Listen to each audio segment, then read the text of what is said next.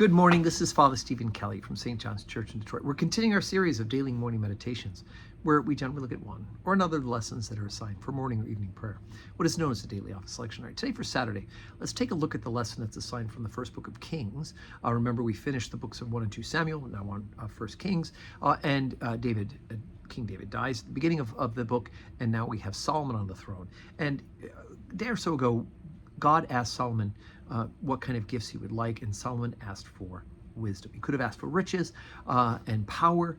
Instead, what he asked for was for wisdom so that he could do God's will.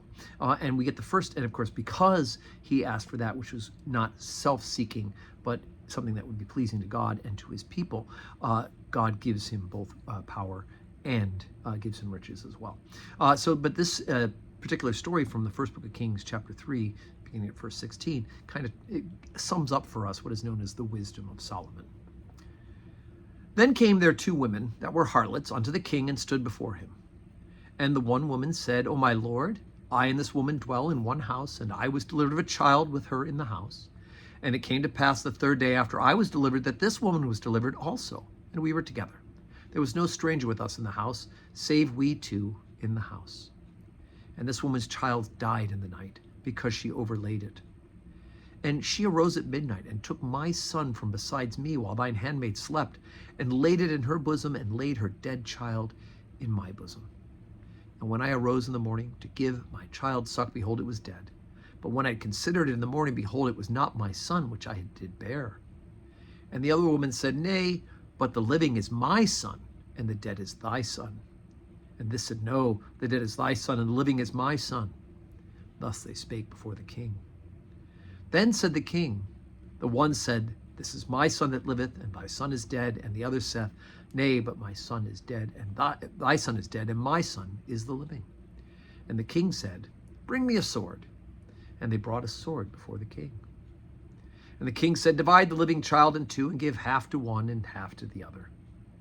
Then spake the woman whose living child was unto the king, for her bowels yearned upon her son, and said, O my lord, give her the living child, and in no wise slay it. But the other said, Let it be neither mine nor thine, but divide it. And the king answered and said, Give her the living child, and in no wise slay it. She is the mother thereof. And all Israel heard the judgment which the king had judged, and they feared the king, for they saw that the wisdom of God was in him to do judgment. Wow. Think about it. He kind of figured, and it's rightfully so, that the one who is grieving, who lost her own child, and is angry because she lost her own child, and is now spiteful because she lost her own child, is just as happy to deny the living woman, the woman whose child is living, her child. And so she's willing to let the king go ahead and cut it in half so that misery loves company, right? Misery loves company.